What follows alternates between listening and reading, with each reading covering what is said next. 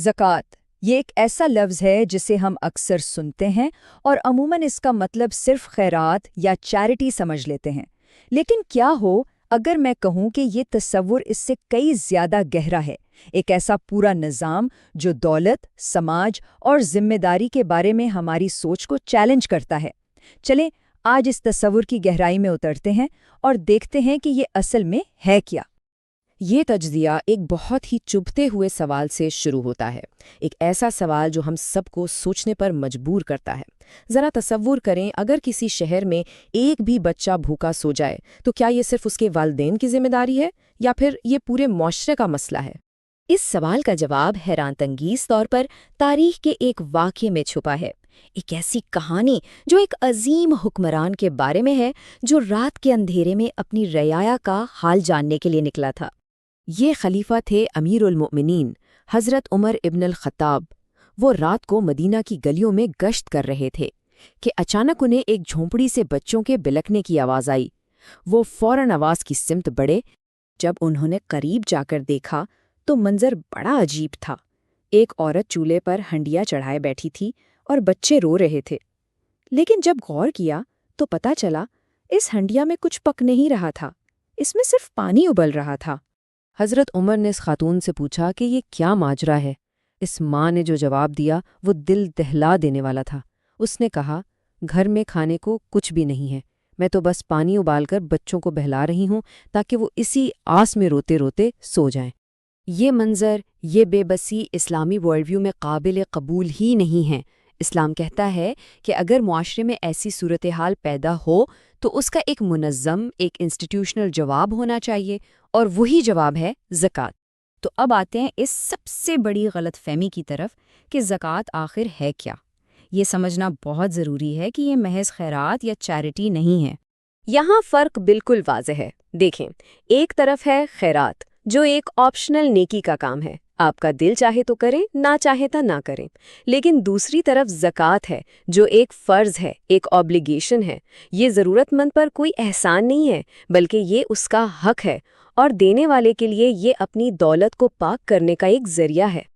اور یہ کوئی بنائی ہوئی بات نہیں ہے، اس کی بنیاد خود قرآن فراہم کرتا ہے، جہاں واضح طور پر کہا گیا ہے کہ صاحب حیثیت لوگوں کے مال میں سوال کرنے والوں اور محروموں کا ایک متعین حق ہے۔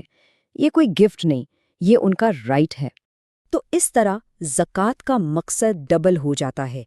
ایک طرف تو یہ معاشرے میں دولت کی منصفانہ تقسیم کو یقینی بناتی ہے، اور دوسری طرف یہ دینے والے کے اپنے دل کو حرص اور لالچ جیسی بیماریوں سے پاک کرتی ہے۔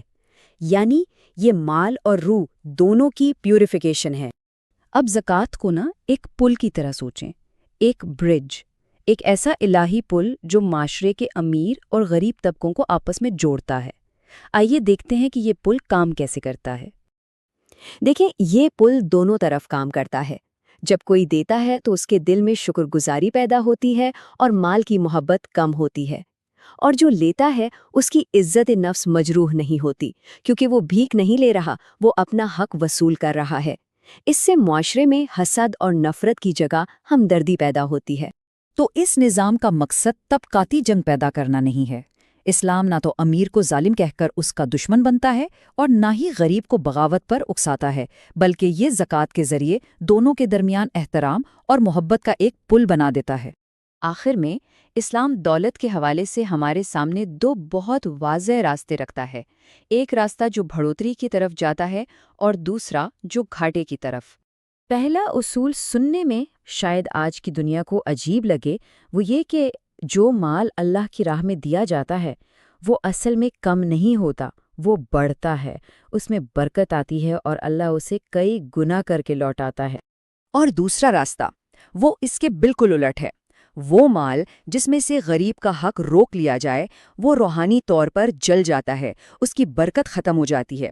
وہ مال پھر اپنے مالک کے لیے سکون نہیں بلکہ بے چینی اور پریشانی کا باعث بنتا ہے۔ یہ سلائیڈ اسی حقیقت کو واضح کرتی ہے۔ زکوٰۃ ادا کرنے سے آمدنی میں برکت آتی ہے، یعنی ایک ایسی کوالٹی گروتھ جو نظر نہیں آتی مگر محسوس ہوتی ہے۔